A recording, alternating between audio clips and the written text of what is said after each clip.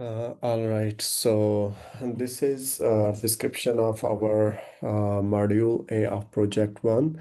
So the target of or the purpose of this module is to practice the process creation and termination in Linux or in Ubuntu. So I have done this project or module A using Ubuntu, so that's why I also expect you to do the same on Linux.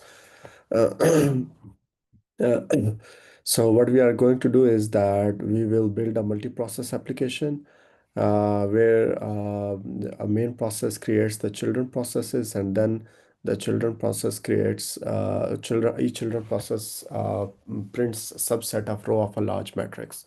So let me you can read this description on your own. I can explain the code by showing you the skeleton code which is provided as part of this project module. So in skeleton you have we have three files available: module a.h, module a.c, and the make file. So and the make file. So module a.h, you don't have to make any changes here. It just have a function print matrix A. The function takes the starting address of the matrix, the start row and end row, and then it prints all the rows from start row to the end row in the matrix, including both start row and the end row itself. Now let's have a look at module a.c skeleton code. So it first just takes the input parameters and then takes care of that. There are valid parameters provided. After that,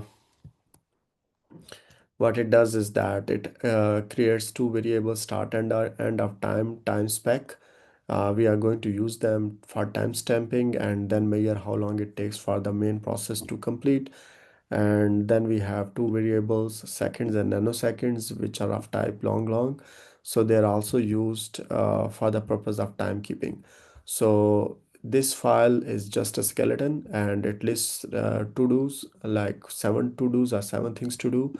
So the first thing is that you here need to dynamically allocate memory of size of rows count times columns count times size of int. And this rows count and column count, they are defined in module a.h to be 16 and 16, but your code should be should be like general. Like even if in header file, let's say change rows and columns count to 32, still your code should work. uh, then you need to first allocate memory of size equal to number of rows time number of columns times size of integer. And the second thing you need to do is to initialize the shared memory, not the shared memory region. This is a mistake. Initialize the allocated memory region to hold the metric of size, row count, cross column count. Value of each element is set to I plus j. So where I is index of row, I is index of row, and j is index of column. Okay. So then we have row per processes, which is equal to rows count divided by number of processes. Number of processes are entered by the user when this program is run. So start row is set equal to 0 initially, set equal to 0, and row is set equal to start row plus row per process is -1. And then we get the timestamp and set it as start. And then you need to do the next to do, which is create number of processes, count of children processes. So number of processes, a variable, a value read from the user. So if user says run 4 processes, then you need to create 4 children processes by using the fork system call. Uh, Also, the next to do is that ask each child process to print row per processes number of rows. So like row per process, let's say if there are 2 rows per process, then each child process will print 2 rows of the matrix. So for example, the first process will print first 2 rows of the matrix, then the second process will print then the next 2 rows in the of the matrix, and so on. So it is also explained here. So you can read this statement. So we first initialize the matrix m cross n, with m rows and n columns. Each element, a value of each element of the matrix is aij, which is set equal to I plus j, where I is the index of the row, is the row number, and j is the column number for that particular element in the matrix. So a parent process, it is responsible for dynamically allocating the memory large enough to hold a matrix of size m cross n. Then parent process launches p number of children processes, and after launching all children processes, the parent waits to complete, wait them for them to complete. Each child process is responsible for printing m divided by p rows, where m is the number of total rows and p is the number of processes. So it basically means that rows are equally divided among the processes. So to be more specific, child process p0 prints, uh, again, I will correct this, but it should not print the partial sum. It should only print, child process p0 should print all elements of first m divided by p rows and exit. Child process p1 prints all elements of next m over p rows and exit, and so on. I will correct this part. So there is no partial sum, only print elements, right? And then note that each child process has its own matrix in its own address space. Why?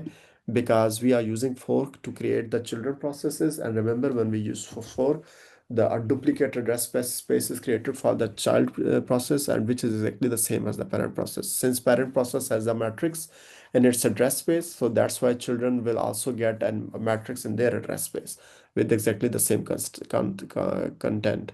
Therefore, a child process must free the dynamically allocated memory before exiting. So the job of the child process is basically to print the subset of the rows, like m over p rows. Each child process prints m over p rows, and then it's first deallocated that dynamically allocated memory. It frees that dynamically allocated memory and then exits or terminate itself.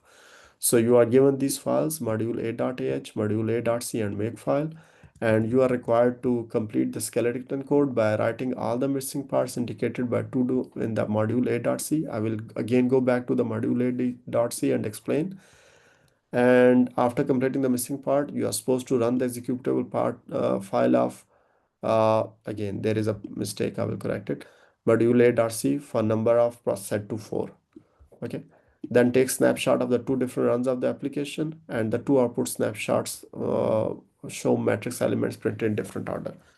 So what you need to submit is the complete source code. Basically, you need to submit completed module.a.c. You don't need to make any change in module.a.h, but still you should submit it, and the make file. You should also submit the make file. And you will get 70 points for working code. There will be no points for incomplete code.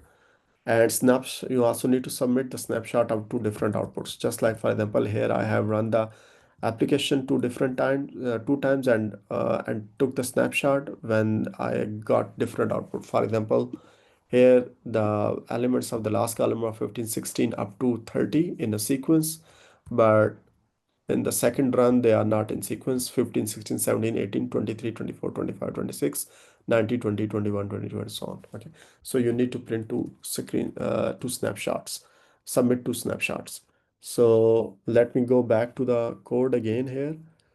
So I was explaining the to-dos. So the third to-do is you need to create the parent will, our main process will create children processes. Then it will ask each child process to print no row per process number of rows.